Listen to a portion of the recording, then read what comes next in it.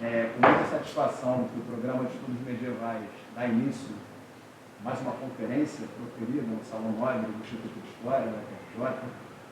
Dessa vez, a gente vai experimentar um novo formato, onde a gente faz uma apresentação presencial com a expectativa de que a gravação possa ser exibida em breve na TV PEN. Né? E a gente tem como convidada hoje a pesquisadora Rebeca Blanco Oliveira, que vai apresentar a conferência intitulada A Construção de uma Paisagem Cristã na Alta Idade Média. Ela é pesquisadora vinculada ao Laboratório de Paisagens, Patrimônio e Território da Universidade do Rio. E, sem mais delongas, eu passo a palavra à professora Rebeca. Muito obrigado, professora. A palavra é sua. Muito obrigada. Não sei se me escutam bem. Sim. Muito obrigada a professora Andrea, a professor Paulo e a FRJ, ao Instituto de História, por permitir-me estar hoje aqui com vocês a falar num espaço que para mim é muito especial. Um espaço que, como verão, tem um espessor histórico muito desde a Idade do Ferro até praticamente a atualidade, mas eu queria me focar a Alta Idade Média. E as perspectivas, desde o que conhecemos como arqueologia da paisagem, o estudo de como as paisagens evolucionam e como se podem analisar desde a arqueologia, e o estudo da arquitectura. É interessante porque conversam a evolução dos dois elementos, tanto a arquitetura como a paisagem. Bem, a ponencia se titula A Construção de uma Paisagem na Alta Idade Média, mas há um elemento importante que é uma figura de uma santa, Santa Marinha, em torno à qual se vai construir esta paisagem, como poderão ver vocês.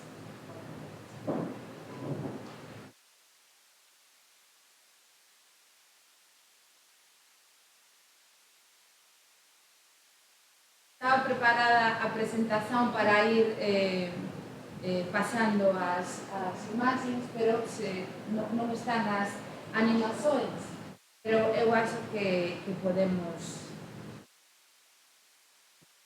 ver igualmente. Bem, a mim me interessava, antes de começar a falar desta paisagem, vocês compreenderam como, desde a pesquisa arqueológica, nós somos capazes de construir uma paisagem para depois de construí-la, reconstruí-la e entender a sua memória, compreender como foi evolucionando.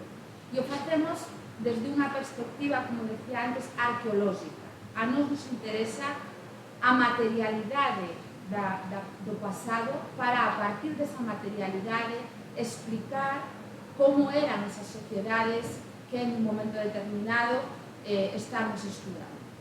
Bem, desde o inicio dos anos 2000, aproximadamente, num espaço que é a Galiza, onde eu trabalhava, e agora no norte de Portugal, desenvolvemos uma investigação para estudar desde essa perspectiva arqueológica tanto a arquitectura da Alta Idade Média como a Alta Idade Média e, sobretudo, a interrelação entre estes dois elementos, arquitectura e território. E a partir dessa investigação, nós decidimos enfocar a nossa pesquisa num período muito concreto, que é o século V, que é o momento da transição entre o mundo romano e a Idade Média, e o século X, que é quando entramos plenamente no que se conhece como plena Idade Média. Então, é um momento muito interessante porque, ao mesmo tempo que temos ainda muitas sobrevivências do mundo romano, da arquitetura romana, e incluso também do aproveitamento do território, começam a cambiar os paradigmas, começam a cambiar os usos do espaço, começam a cambiar a arquitetura. Diferentes aportações que os grupos que vêm de outros contextos da Europa, como os suevos, os visigodos, os godos, etc., introducen nese territorio. E produce unha hibridación entre estes dois tipos de arquitectura que vai transformar totalmente o noso territorio e a nosa paisaxe.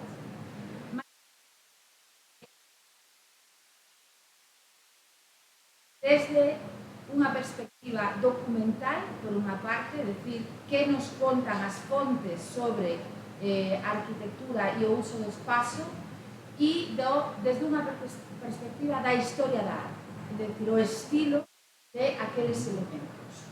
Mais nos víamos que había moitos aspectos que non casaban co relato que se estaba contando desde as fontes documentais e co relato que se estaba contando desde a historia da arte. Polo tanto, en toda a Península Ibérica, non solamente na Península,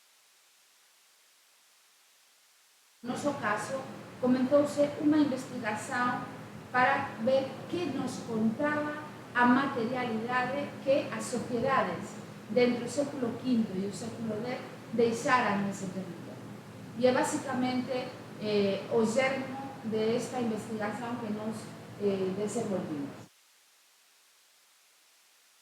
Están levando a unha reinterpretación tanto da arquitectura como do territorio. O que estamos a ver, por exemplo, que non é obxecto hoxe desta conferencia, é que fronte ao que se coñecía naquele momento, estamos vendo unha diversidade, unha heterogeneidade moito grande, tanto na arquitectura, fundamentalmente na arquitectura eclesiástica, que é o que eu estaba a investigar, como nas formas de aproximación ao territorio.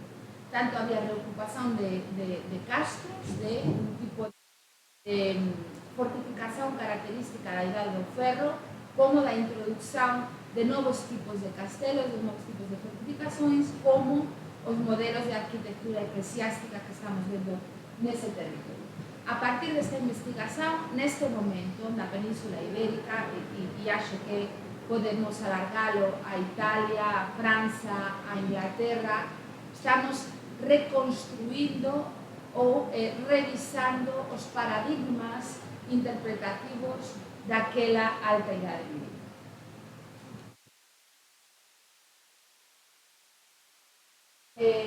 Bueno, aparece cortado. Como estudamos este tipo de arquitectura? Nos chamamos o espazo, entendido en un sentido amplo, tanto a maneira de capturalo dentro de unha arquitectura como a maneira en como as sociedades utilizan o espazo ao longo do tempo. Básicamente, é de dúas disciplinas que son disciplinas puramente arqueológicas. Por unha parte, a arqueoloxía da arquitectura, que estuda a materialidade do construído, e a arqueoloxía da paisaxe, que estuda como as sociedades interagían co medio.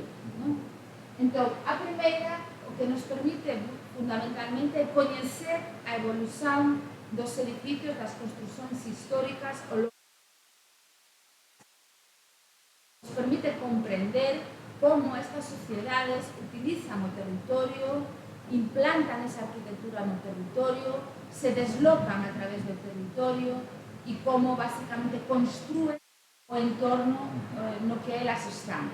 Esta paisaxe, por exemplo, se nos analizamos esa materialidade da paisaxe, somos capaces de extraer mostras de polen, somos capaces de analizar como as terrazas de cultivo foron cambiando a paisaxe ao longo do tempo.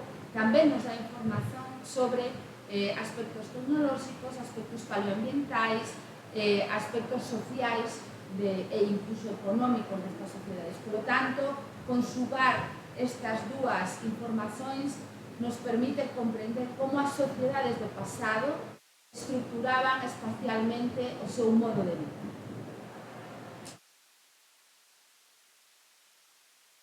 Ben, a partir da conxunción de estas dúas investigacións, nos o que facemos é o que o espazo construído, é dicir, estudamos arqueolóxicamente como as sociedades do pasado utilizan ese espazo, que é basicamente o que nos facemos. o facemos aplicando metodoloxías fundamentalmente de natureza arqueolóxica. Por un estudamos os edificios históricos, facemos levantamentos tridimensionais, con escáneres, con fotogrametría, con diseño manual. A partir de aí, facemos lectura de paramentos, que é o que nos permite comprender como evoluciona. Se vocês pensan nunha excavación arqueolóxica, na que nos vamos eliminando os estratos que se foron acumulando co tempo nun xacemento, nun sitio arqueolóxico, a leitura de paramentos faz o mesmo, pero desde o punto de vista da verticalidade, é dicir, identifica se esta ventá é original, se o morteiro que ten por riba é posterior, se despois eu abro unha porta, é dicir, vai vendo todas as distintas accións constructivas e destructivas que se van facendo nun edificio histórico.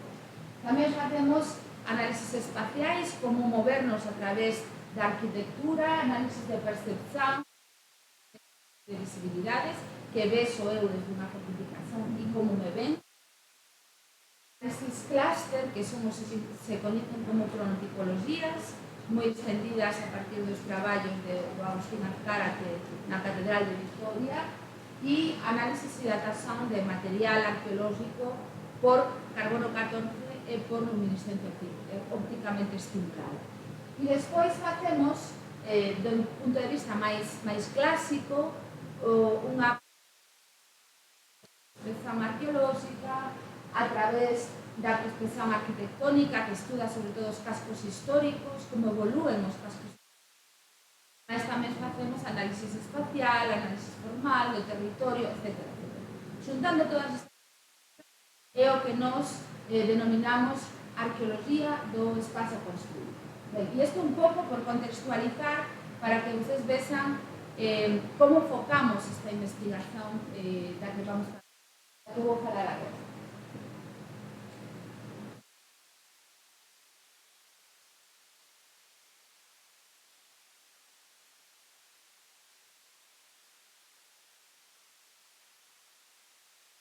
Os traballos que desenvolvimos inicialmente no contexto do noroeste da Península Ibérica, do noroeste tanto da zona que se coñecía como Galaequia, básicamente foron Santa Eulalia de Bóveda, San Pedro de Rocas, Santa Mariña de Augas Santas, Santa Eufemia, unha serie de edificios que, como decía antes, a historiografía colocou nun momento histórico concreto.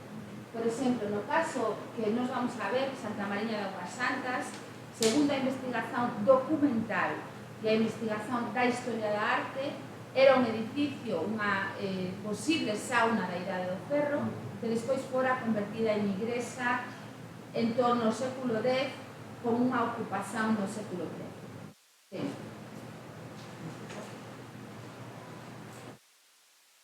O estudo de Santa Mariña, por situarnos geográficamente, Santa Mariña é un edificio que se localiza en Galicia, que é unha región que está no noroeste da Península Ibérica, e basicamente temos, está a cortar o mapa, pero se sitúa aquí, na provincia de Ourense.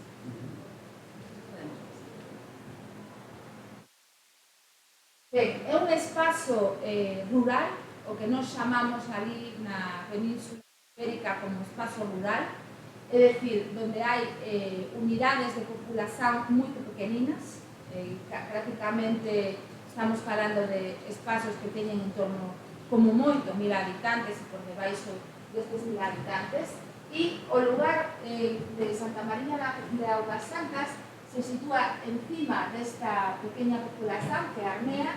Isto é o lugar de Santa Mariña, e nos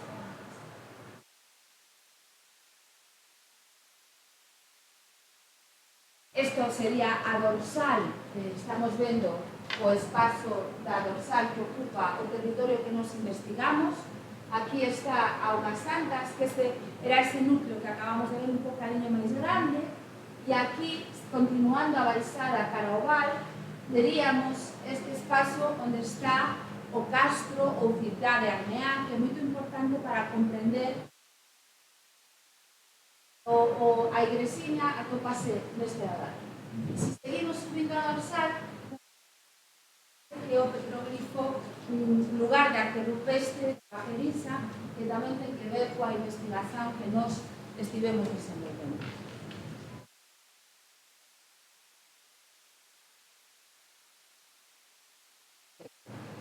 Bueno, non superpóense, lamento que non se vexan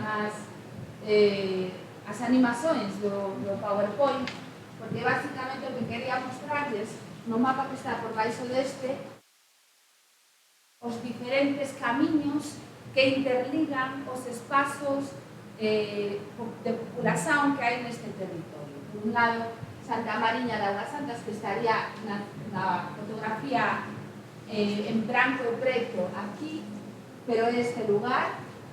Aquí temos o Forno da Santa, que é o lugar que nos investigamos, e aquí está Arbea. Como ven, é un espazo boscoso, xeo de mata. Tamén poderíamos decir que mata atlántica, porque temos en común o Océano Atlántico, pero é unha mata diferente a que hai aquí.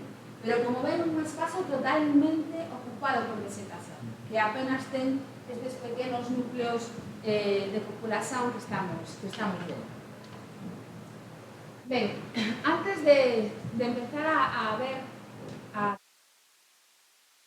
parecía importante que vocês comprenderan a figura dunha santa que ten que ver co proceso de cristianización deste espazo en torno ao século VI, que é un pouco o que estamos vendo. Santa Mariña é unha santa de pedra que está colocada nun lugar de culto que hoxe temos nesa zona boscosa que eu lles mostraba ao momento. Santa Mariña é unha santa mártir. As santas mártires son as primeiras que se introducen o cristianismo en toda a zona da Galaecia e, xunto con Santa Eufemia de Ambía, teñen unha serie de elementos comuns no seu martirio. Como ven aí, esta era unha nena, filla de Teudio, un gobernador romano que estaba establecido nun espazo próximo a Armea, ou polo menos é o que vin na cidade de Antioquía, que no noso contexto se vincula con a Lagoa da Antela, que é un espazo, unha laguna, auga moi próximo ao lugar de Armea que nos estamos investigando. Está perto de Armea e de Figueira de Arcos. Ben, cando a mãe de Santa María e a educa unha nodriza, unha muller que a cría no cristianismo. Entón, por ese motivo, o pai dela a repudia. Entón, ela traballa con esta muller nesas zonas de campo. Ben, un día, o prefeito romano, cando ela tenía 15 anos, o Librio pasa por diante dela, a ve e namórase. Entón, lle pide que se case con él. E ela lle di que non, que ela se está casada con Deus. Isto é un pouco o que nos contan as fontes, non?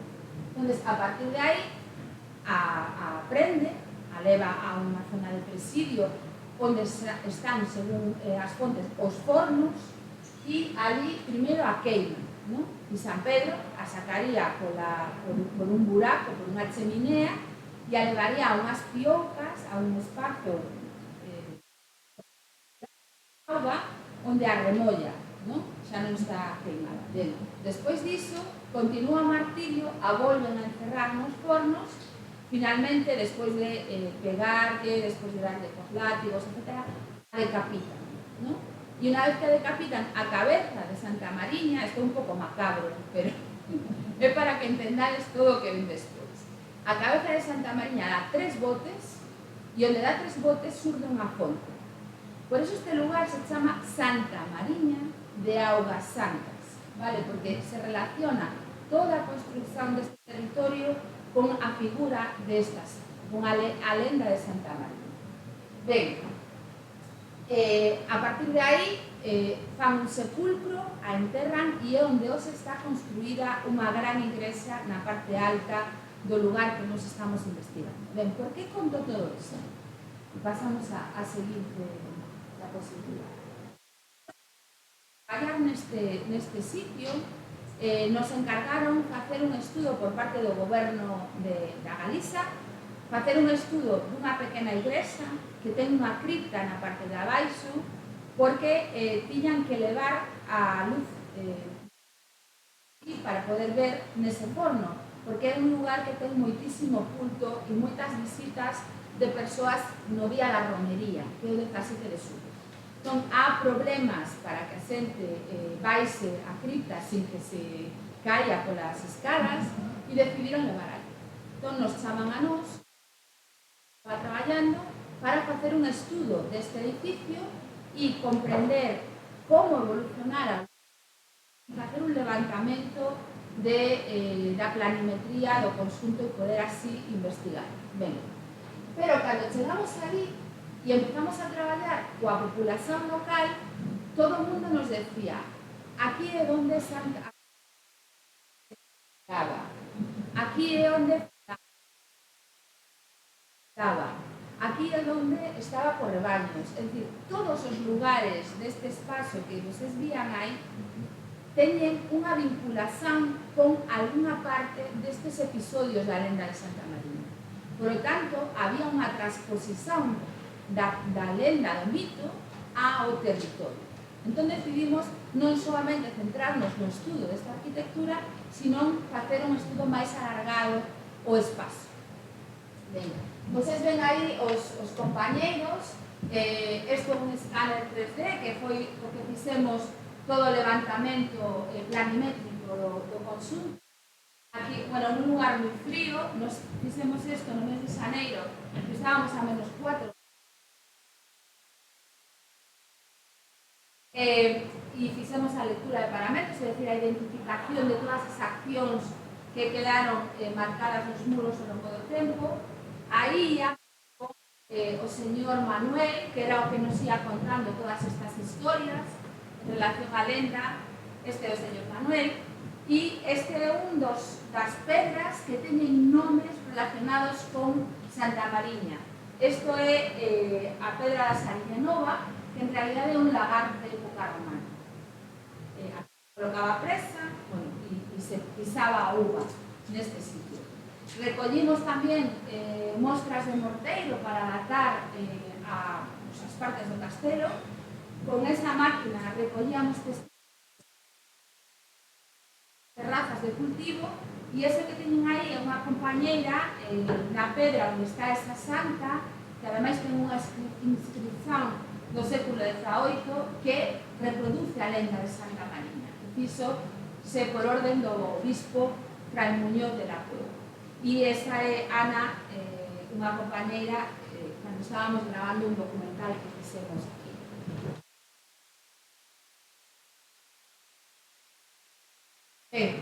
Aquí poden ver diferentes partes dos traballos.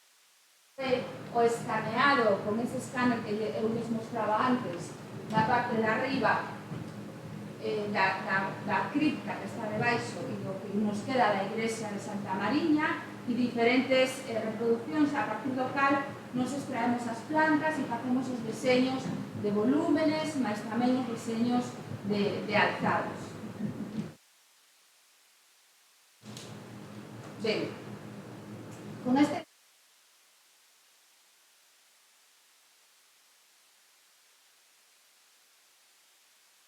que conseguimos, por exemplo, si nos, unha vez que temos o volumen, sacamos unha sección de todos os arcos, que o que ten aquí, isto é unha sección do forno, desta parte de aquí, esta sección desta outra zona da cripta, e os tres arcos apuntados que ven aí, a nos permitía saber, por exemplo, que patoloxías tiñan esas bóvedas. Se se fixan, este arco está ben colocado, porque é un arco formero que corresponde a esta zona que temos aquí, mentras que este está totalmente deformado, ¿no? E era unha das cousas que quería saber o goberno local para ver como restaurar este espacio, ¿no?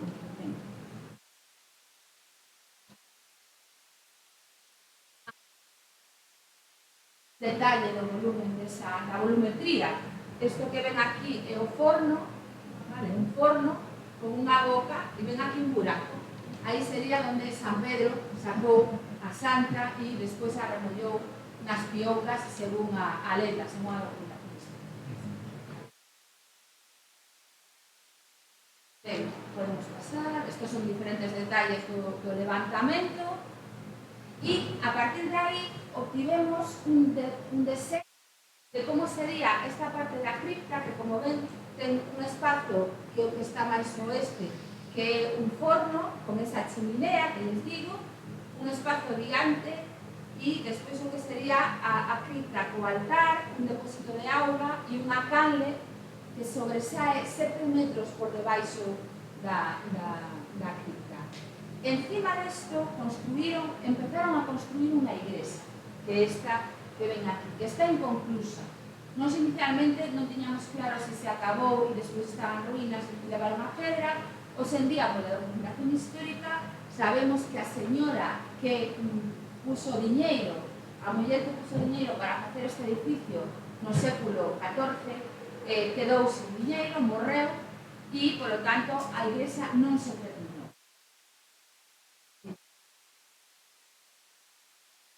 Isto sería outro detalle, saco deseño pedra a pedra de todas as partes da cripta, no que se fixan temos un aparello de menor tamaño, unha técnica constructiva de mampostería, de sillería e de sillería ben escuadrada. Son técnicas distintas que cambian ao longo do tempo. Por lo tanto, para nós son indicadores cronolóxicos de que este edificio da cripta se fai en diferentes momentos constructivos.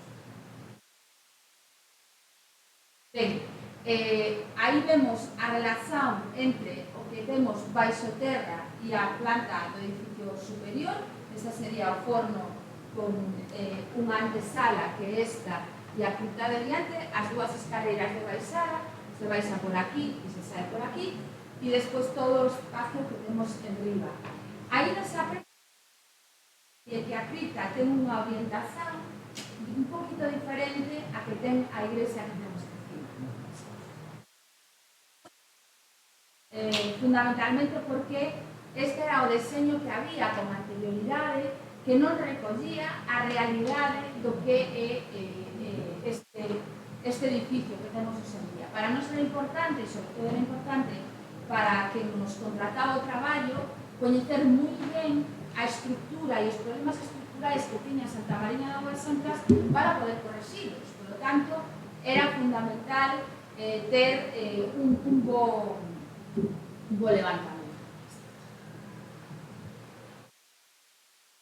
Ben, con toda esta investigación pasamos ao seguinte paso, que é documentar toda a evolución constructiva deste espacio. Eu comentaba antes que tenemos diferentes maneiras de construir os muros. Isto é unha mampostería, isto sería unha sillería ou cantería irregular, mientras que isto é unha cantería regular característica do século XIII, XIV-XIV, característica da alta idade media e característica da idade do ferro. Entón, con a identificación de todos estes elementos que ven aquí, é como se excavamos. Identificamos un nivel, le damos un número e vemos como se ordena secuencialmente. Pois isto é un pouco o mismo. Identificamos un tipo de muro, ou identificamos unha decoración, ou identificamos un corte e le damos un número e ordenamos secuencialmente. E iso que nos permite saber que é un edificio histórico e que vai cambiando ao longo do tempo. Poden ver aquí que é moi interesante esta canle que les decía que sae e que ven directamente desde este depósito que temos aquí. Ben, bueno, con todo isto, por detrás teríamos outras partes, e cando facemos a matriz, algún de vosotros participou nunha excavación?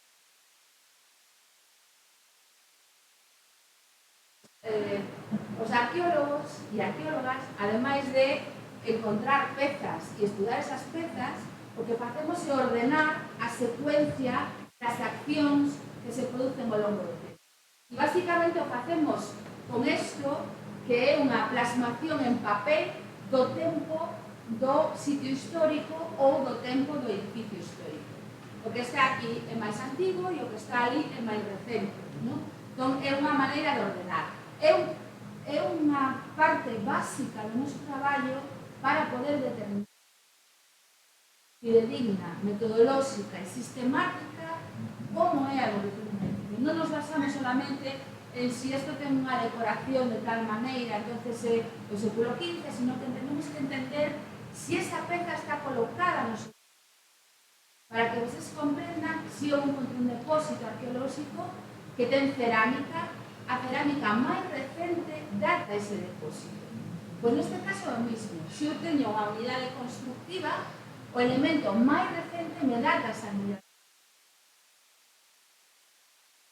medieval dentro dun muro do século XVIII, pero o muro do XVIII non é medieval, non? Entón, un pouco, isto é o que consiste o que facemos coa arquitectura. Seguimos.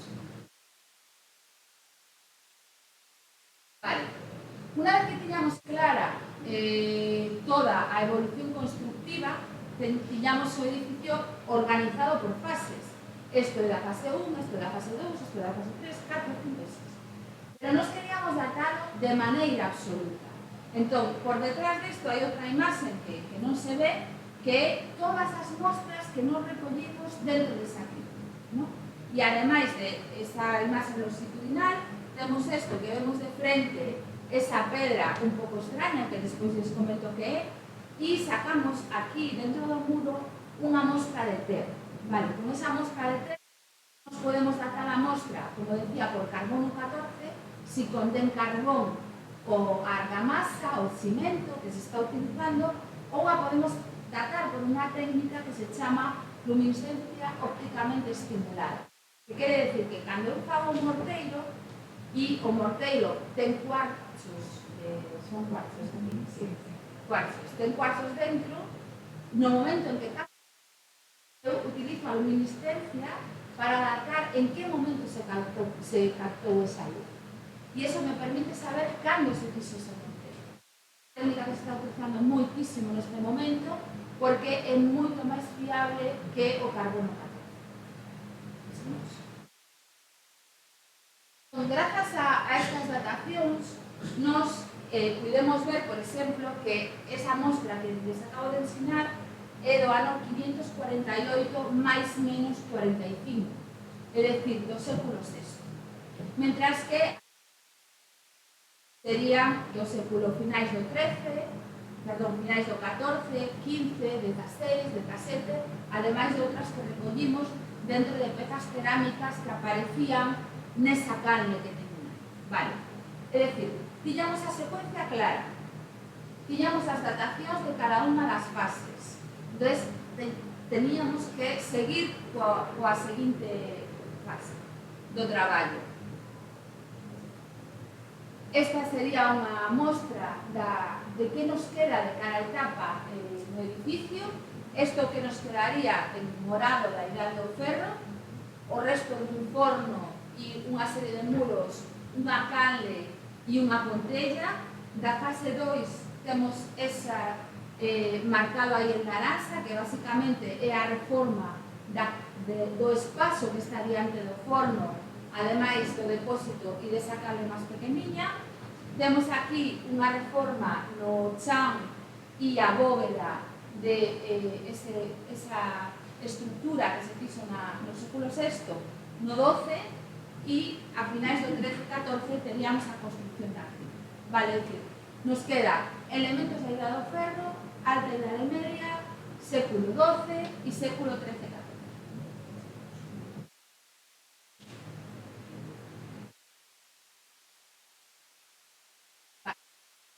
Nesa primeira fase, que sería o que nos leva á parte máis, se conservaría os restos de partes dun edificio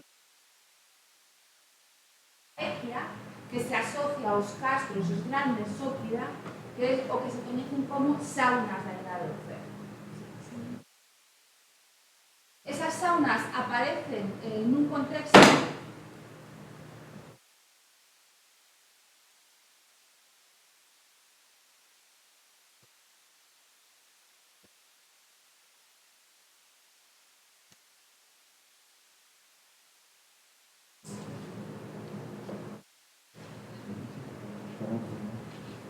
Vale.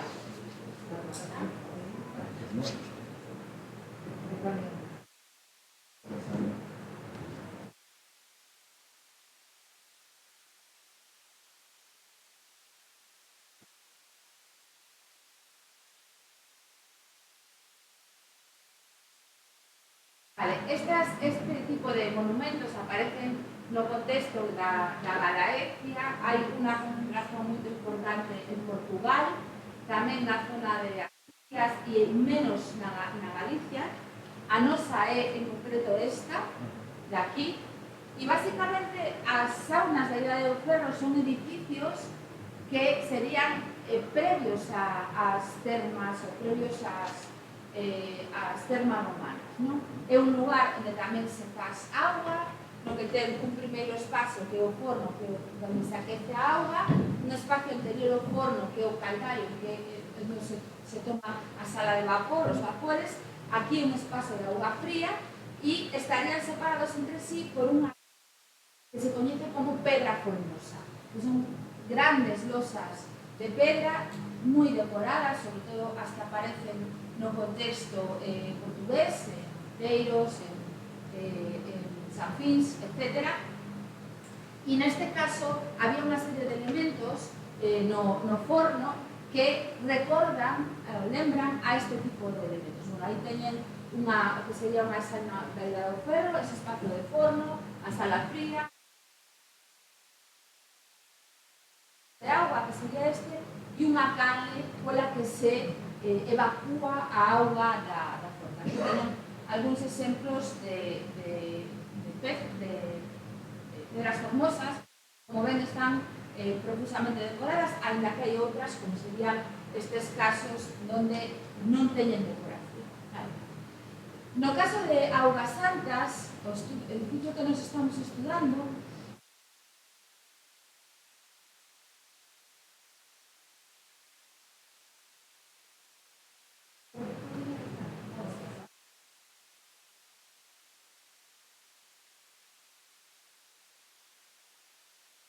porque temos fallos técnicos. Bueno, era unha relación entre a imaxe que acabamos de ver da sauna de Briteiros con respecto ao noso forno, non?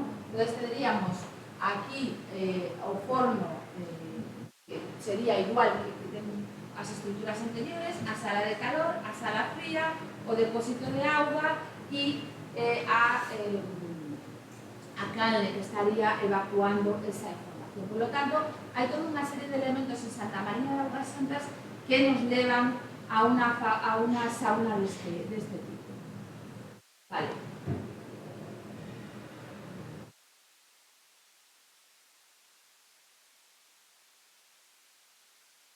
Bueno, estas son distintas partes da documentación. Este sería o acceso ao forno, onde temos restos de queimado. A datación deste elemento do morteiro que une as pedras, o cimento que une as pedras, nos dá un século XIII, non nos dá unha idade do ferro. Pero por qué? Porque no século XIII, cando se está facendo a parte superior da cripta, revisten tanto a fabricación de todo o que sería o elemento que se conservaba neste lugar, non? Ben, e vamos a quedarnos con esta peza. Esta sería a pedra formosa que temos en Santa Mariña de Augas Santas. As pedras formosas son moito pequenino, prácticamente serían por aquí, e hai que pasar arrastrándose, porque é prácticamente un rito de iniciación cara a este elemento. Sin embargo, aquí en Santa Mariña, como está feita unha porta, porque reutilizan na fase 2, no século VI, os elementos do forno para convertirlo en unha pequena capela de culto a Santa Mariña. Isto é moi habitual nos entornos de elementos pagáns e, sobre todo, de elementos da Idade do Ferro, que haxe un proceso de cristianización na Alta Idade Media, no momento en que, na tardoantigüidade, no momento en que se produce esa expansión do cristianismo. E para eso utilizan estas figuras que son os santos e santas mártires. Que fan aquí? Cristianizar o cunha. Ben, o sea, ademais de abrir unha porta para dar acceso a unha capela, cortar os laterais para colocar un teito, colocan unha cruz que é un elemento característico cristiano. De feito, unha cruz patada que ten brazos, unhos brazos, unhas ránulas verticais e horizontais que son características deste momento.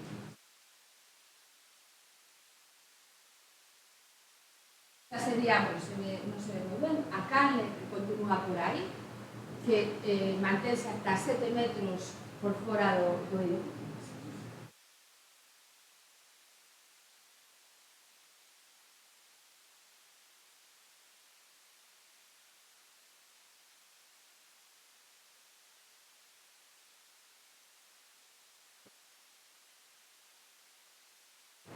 E hai un movimento moito interesante en Santa Mariña e que no Castro o lado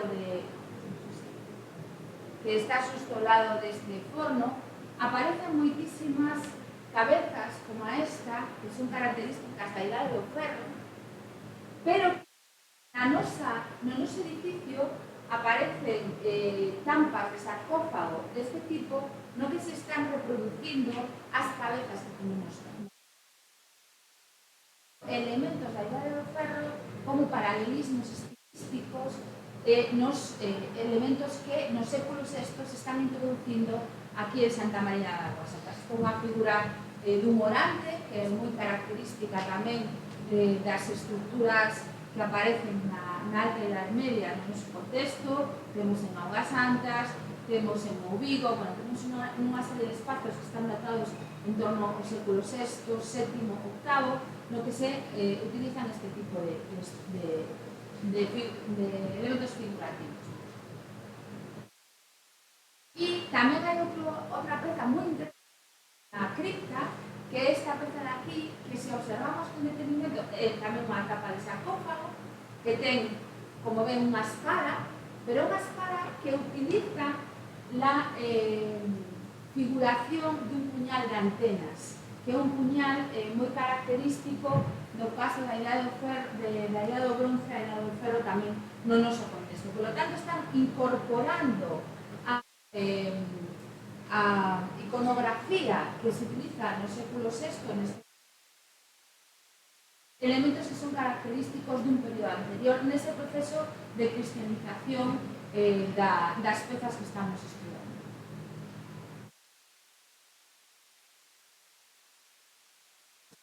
Ben, nese segundo momento que les comentaba, reutilizan as pezas anteriores, construen, aproveitan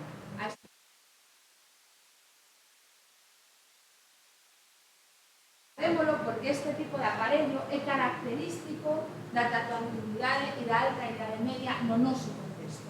Son pezas de sillería, pero onde aínda non se utiliza a regla, é dicir, non están perfectamente cortados os sillares, sino que son irregulares, como ven, teñen cóvados e van adaptando uns elementos ou outros. É casi como un puzzle, básicamente, non?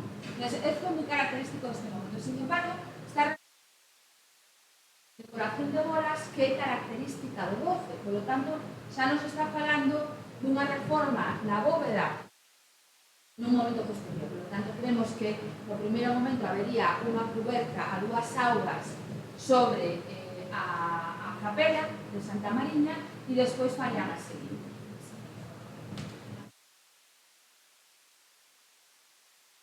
Ben, isto é o que nos quedaría desa estructura do século VI, onde sobre os restos da sauna de Idade do Ferro fan unha pequena capela dedicada a Santa Mariña.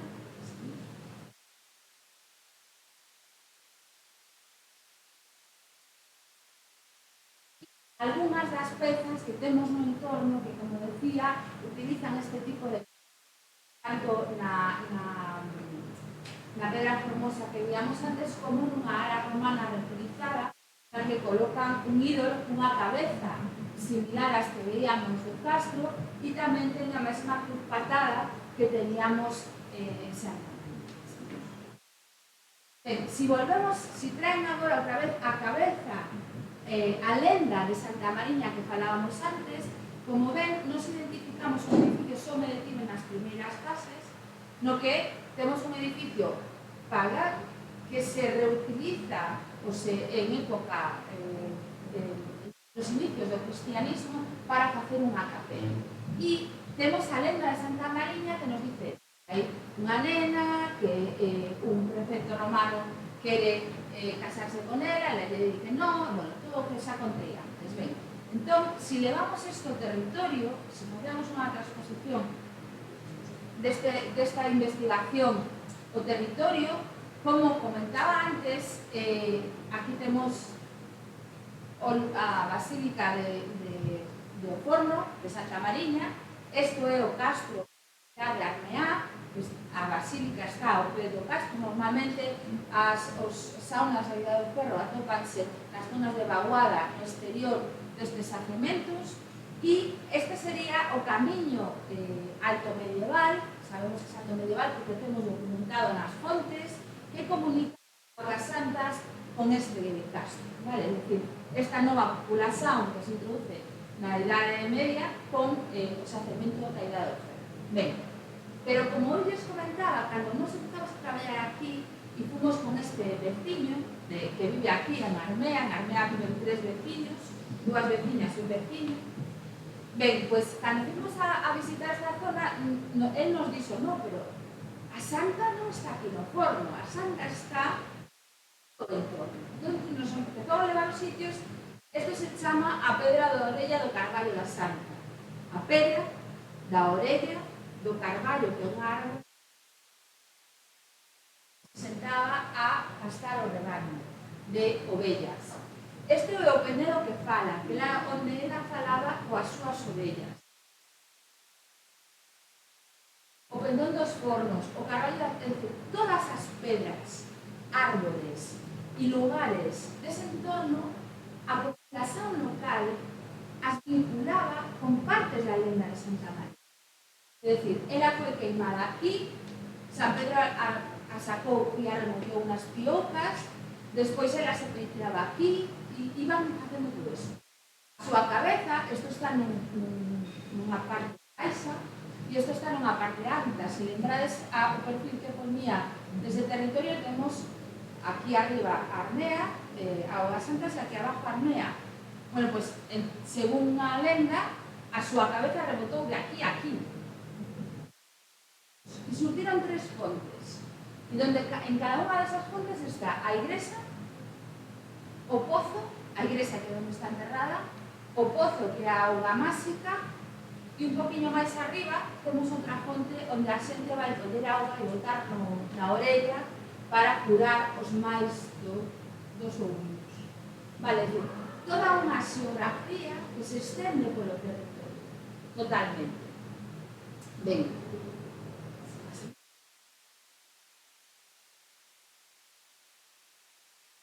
si vemos, se ampliamos un pouco o zoom, ampliamos a escala, nos estamos ali arriba, aí onde está Augas Santas, e este lugar de aquí é Arcos e Pernera de Arcos, que é onde ela vivía. Vale? Entón, durante todo ese espacio hai toda unha serie de lugares que non solamente se concentran en Augas Santas e Armea, que están vinculados a lenda da santa. Vale? Aquí é onde ela foi atopada, ela naceu, aquí foi onde acriou a súa nodriza, aquí foi onde foi atopada polo prefecto, e van seguindo un camino. Se nos levamos eso a materialidade que documentamos no territorio, pasamos, se corresponde con toda unha serie de vías que veñen aquí que están marcadas por miliarios. Estos son miliarios da época romana que están marcando ese trazado por onde supostamente ela foi recollida, levada, ata que chega a zona de Armea, que é aquí. Estos son inscritos tamén de época romana, onde é finalmente martirizada. Vale, decir, hai todo un espacio que a populación local hoxe en día vincula a este episodio. E o vincula desde a memoria oral, vale? Pero se nos vamos á memoria nos contan as fontes escritas, por exemplo, as fontes eruditas, que nos conta o bispo Fray Muñoz de la Cueva no século XVII, é exactamente o mismo que hoxe en día a populación local nos sigue contando e que transmitiu oralmente.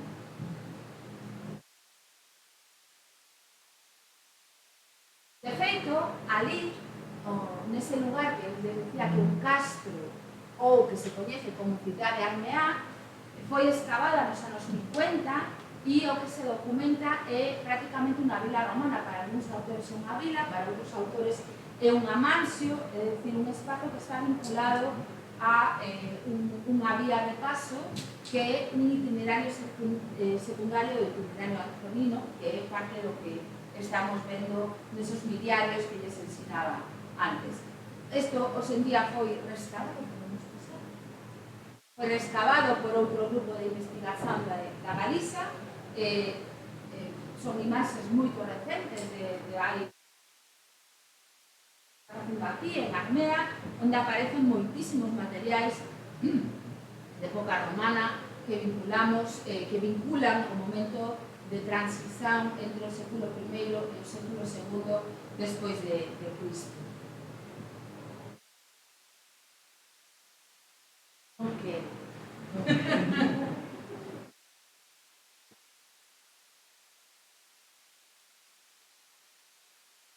Xa nos queda.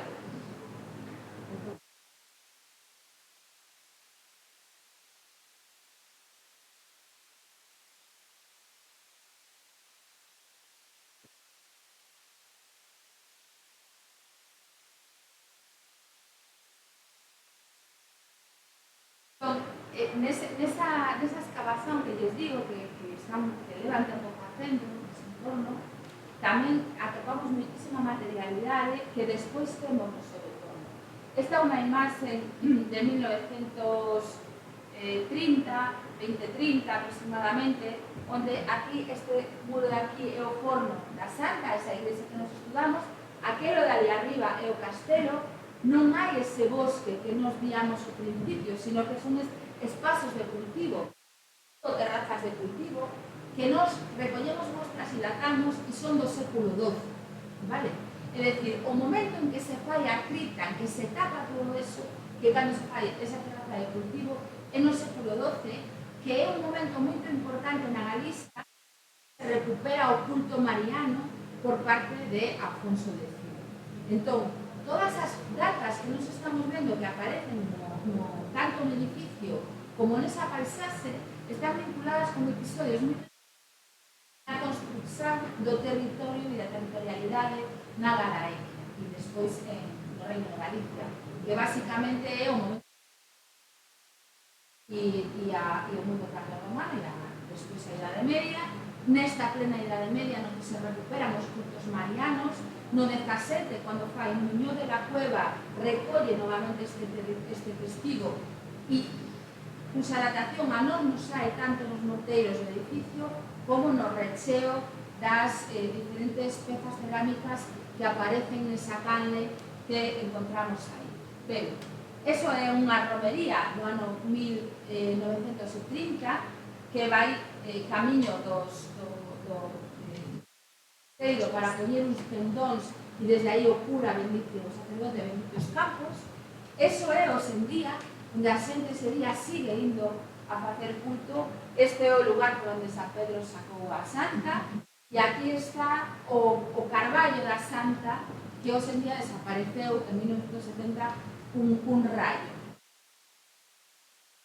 Pero temos máis lugares así, o que comentaba ao principio. Conseguimos pasar isto. Señor Manolo, a pedra da orella, vedes que ten unha forma de orella, pois aí é onde se recolle a auga, non botedes auga. Pero bueno, hai xente que vai e recolle auga e la bota. O penedo dos fornos que tapaba a muller, o penedo que fala,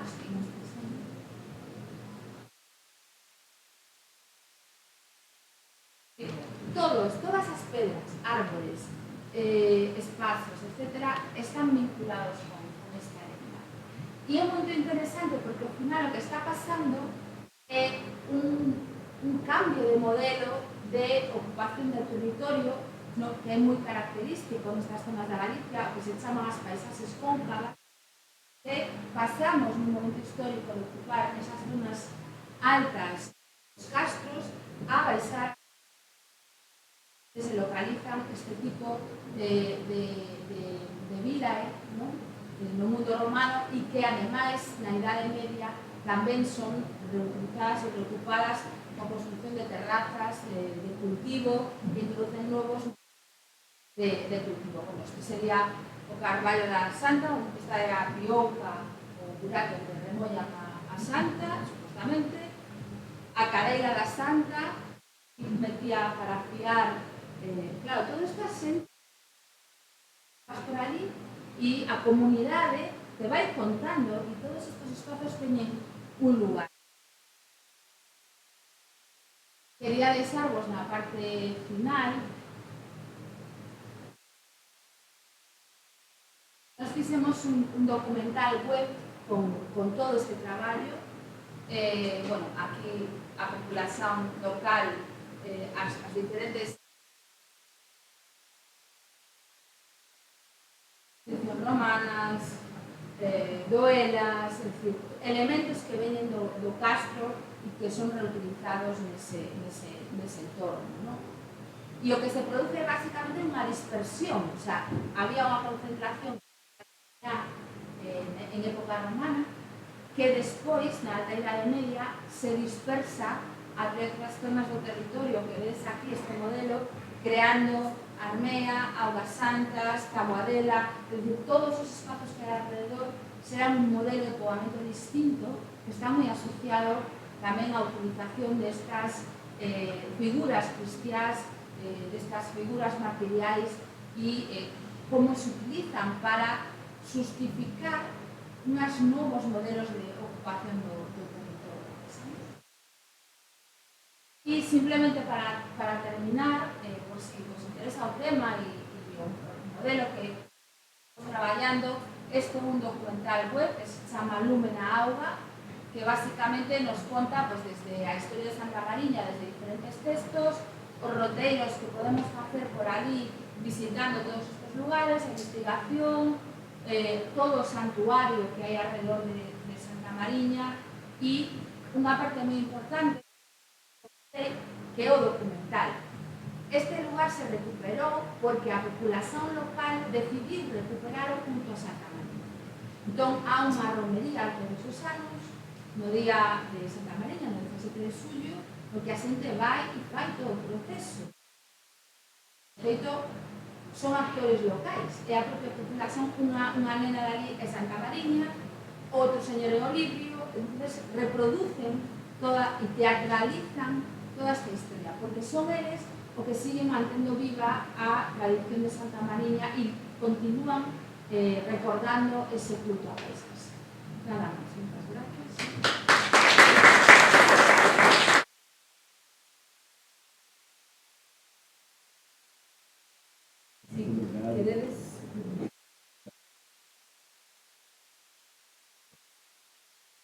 Bom, vou abrir para as perguntas, né? Claro. Vamos começar. Mais alguém? Porque aí a gente pode pensar em bloco também.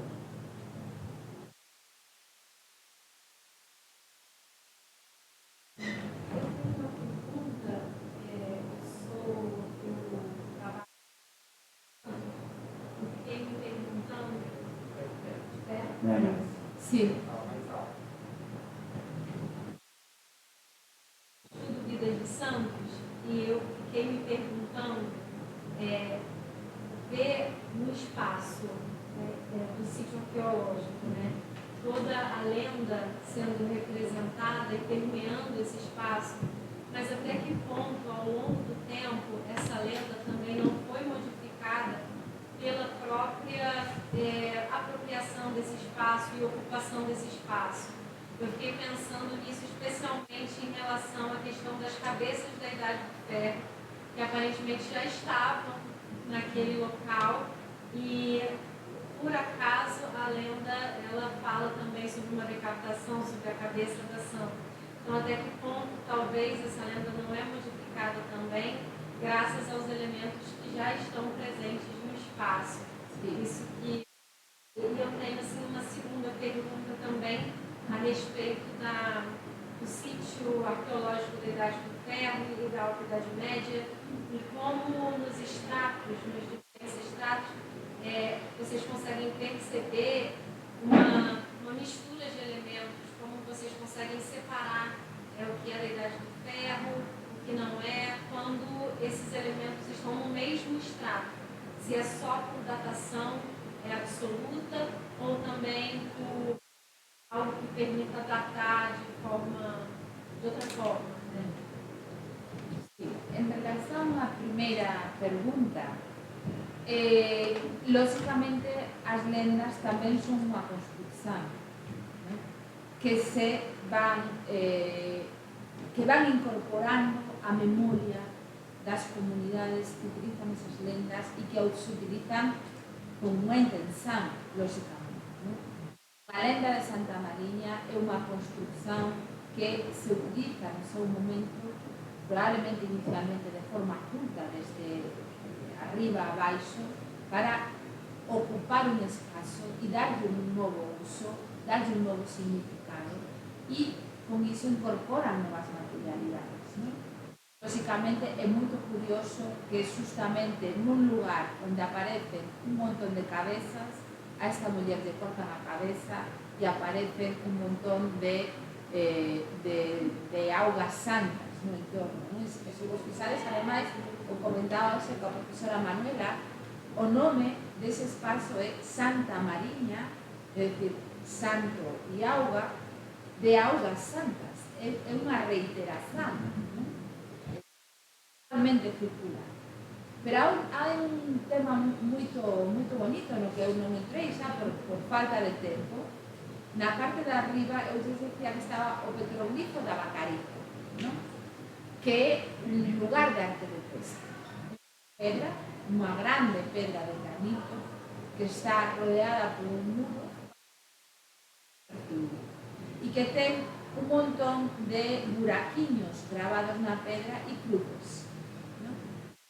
Entón, a xente incorporou iso, que ese tipo de petróglifo na Galiza é moito habitual desde o Neolítico até prácticamente a Idade do Bronce, incluso a Idade do Ferro.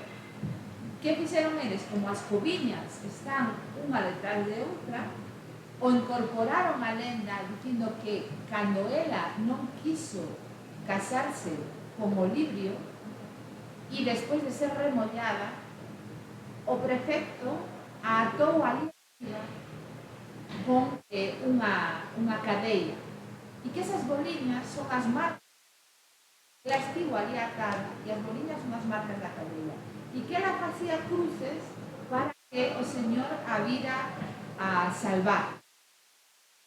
E ademais hai unhas marcas de, como se dice, de ferraduras de cabalo, donde que ao final chegou alguén con un cabalo, rompeu aquilo, subiu o cabalo e algou ali.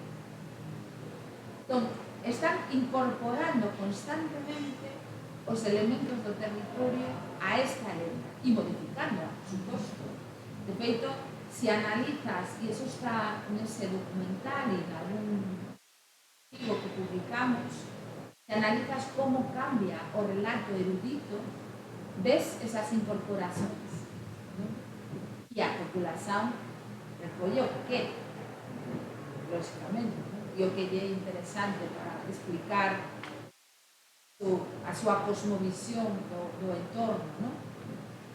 E non sei se te contesto a túa pregunta. E no segundo caso, con respecto a como podemos diferenciar a datación absoluta, o que te vai a permitir é dar depósito, ¿no? A última data do depósito, e se datamos, por exemplo, cerámicas con luminiscencia, nos pode dar unha datación de elementos distintos. Pero as cerámicas estudan por tipología, igual que calquera outra peza. Entón, tú tes dentro dun depósito, podes ter pezas que son do século I, segundo, terceiro, quinto, 13, ¿no?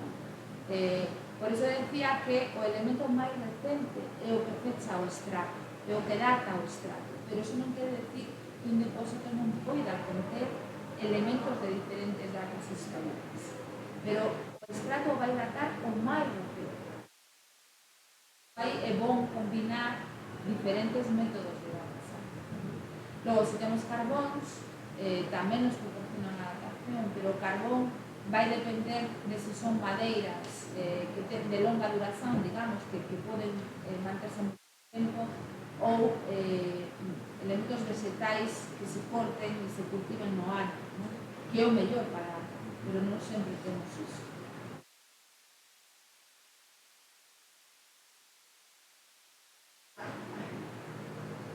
Vou tirar a máscara para ficar mais fácil e mais alto. Não sei se está todo mundo me ouvindo aí. A minha pergunta tem o interesse para também na geografia, enfim. Se eu entendo bem, o oratório é construído no sexto século. Escritos sobre a Santa Marinha são só do século XIX.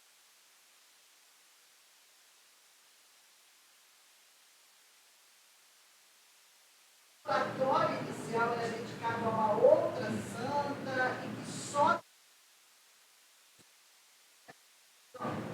ou essa associação, porque a vida dela em si é igual a de várias outras santas, Santa Inês, Santa Bárbara, enfim, é o mesmo, né? Se recusam a casar, são presas por causa disso, enfim. Então é possível que era dedicado a uma outra figura tenha sido bem se apropriada em algum momento, talvez lá no século XIV, se pensou em construir a igreja, enfim.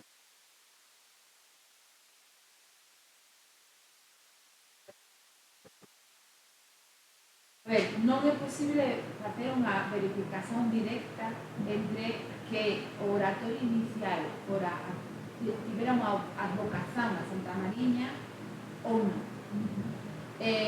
Santa Mariña é unha santa que xa se cita no século IV, desde o terceiro século IV, por lo tanto sabemos que existe.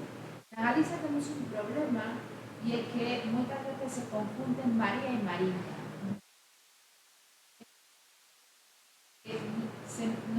Ás veces incluso nos textos escritos aparecen unhas ocasiones.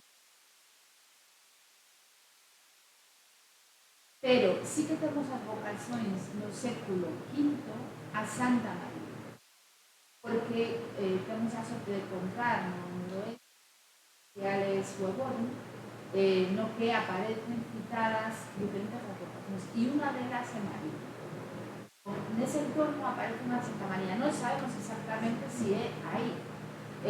O que sí sabemos é que coincide a datación de Santa María. Realmente pensábamos que a datación iba a ser algo posterior, no século VIII, de aparello que temos aquí.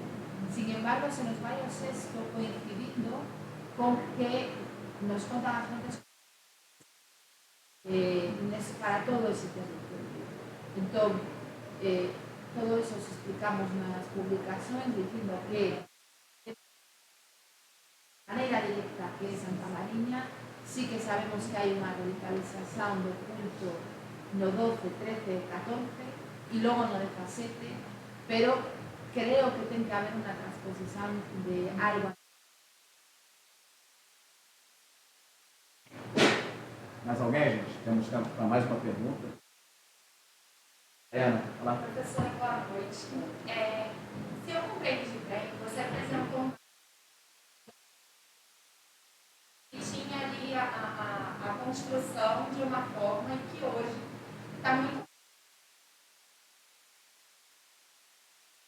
em informações.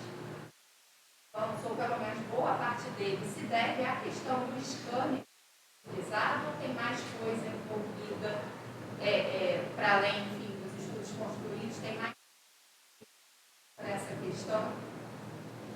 Posso começar? Sim. Eu queria que você falasse um pouquinho mais relatos orais. Como é que isso ajuda e eventualmente dificulta o trabalho do arqueólogo, mas de maneira muito geral. Não sei, não precisa detalhar, mas como isso se constrói mediante o relato oral.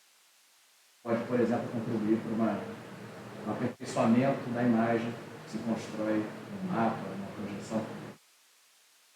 En cuanto ao tema do levantamento das tecnologías, lógicamente o escáner, e hoxe en día, máis que o escáner, nos permite avanzar moito na cuestión da documentación xeométrica do país. Se poden combinar diferentes métodos para facer cada vez máis rápido, máis ágil e tal. Bueno, eu creo que teño por aí, pero hoxe en día incluso con un iPad e con un LIDAR que ten directamente, non teño nada con Mac. Pero sí que temos unha tecnoloxía que nun momento, non sei, en cuestión de 10 minutos, facemos un levantamento automático. Pero nos utilizamos varias tecnologías. Utilizamos a tecnología LIDAR, que básicamente é como facer unha fotogrametría, cando con fotografía aérea, utilizar puntos tomados con láser sobre el territorio. Eso nos permite eliminar a vegetación e documentar como sería o espacio sin a vegetación. Eso permite ver moitísimas cousas que de outra maneira é imposible observar. Co tema por exemplo, de facer os buracos, non? Sin necesidade de facer unha excavación arqueológica, podemos datar secuencias se non temos, neste caso, diñeiro para facer unha intervención moi... por exemplo, tamén podemos traballar con outros métodos como son os análisis de visibilidade, que todo que son tecnologías espaciales. Eso non suple que temos que facer un estudo directo da materialidade. As que temos un día veñen para auxiliar o noso traballo, non? Pero a primeira fonte de información é a materialidade, sobre todo cando estamos traballando desde aquí. A través da súa cultura material, que é un pouco que combinando diferentes elementos. Pero, sobre todo, muito importante a combinación coa pregunta. Evidentemente, as comunidades locais construen os seus relatos, un pouco falábamos antes, non? Entón, a mí me resulta curioso e non acabo de entendelo aínda como se produce relato erudito neste entorno ao relato local. Eu acho que aquí tivo que haber unha interacción entre os obispos que estaban en Ourense, que é a sede episcopal que inclúe esta diócese, cos sacerdotes que traballan no territorio, para que a través das nos sermóns das misas traspasen esta lenda, non? Porque senón pensamos nunha populación en torno ao século XII, probablemente foi unha populación iletradas que non tería acceso. Entón, hai que pasar esa información de alguna maneira. As igrexas que nos temos documentado na Galiza e en toda a zona ibérica e no contexto europeo, todo o que son os relatos que se encontran en pedra contan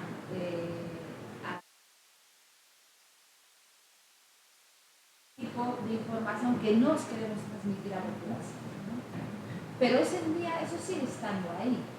Entón, nos como arqueólogos e como historiadores temos que ser capaces de diferenciar entre o que é lenda e o que non é lenda.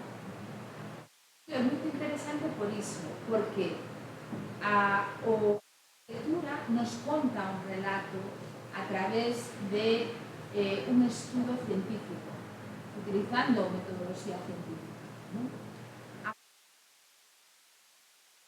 Tamén utilizando metodoloxía científica, localizando elementos, datando,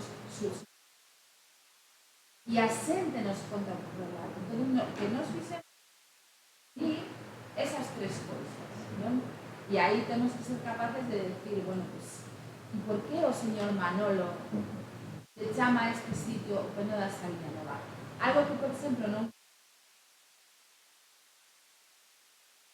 están traballando ali é que conseguiron localizar o Monte do Señoriño, que é outro dos espazos que se escavou polo empeño do señor Manolo, que asistira nos anos 50 a escavación que fixo unha escada en pedra. E eso en día se recuperou porque o señor Manolo teve que finalmente apareceu a escala, pero foi un traballo coa populación local, non? E hai un interese nese entorno porque a populación a lenda de Santa Mariña e a teatraliza. Entón, hoxe en día, non o vimos, pero a Policiata de Santa Mariña, en todo o que sería o espazo da sacristía, fixeron un museo, recuperaron todos os materiais, teñen unha colección que é única no noroeste, que son 128 sarras enteiras, votivas, que apareceron nesa canle, que se recuperaron en 1964, e están enteiras. A terra que había dentro era do século XVI. Son do século XIV.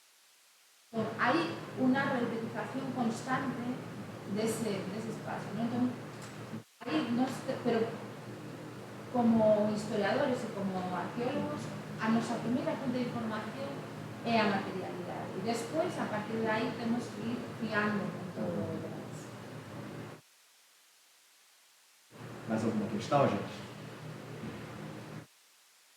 E agradecer imensamente a professora Rebeca pela palestra. Esse é um tema muito interessante, eu acho que é fundamental estabelecer um diálogo no campo da arqueologia medieval.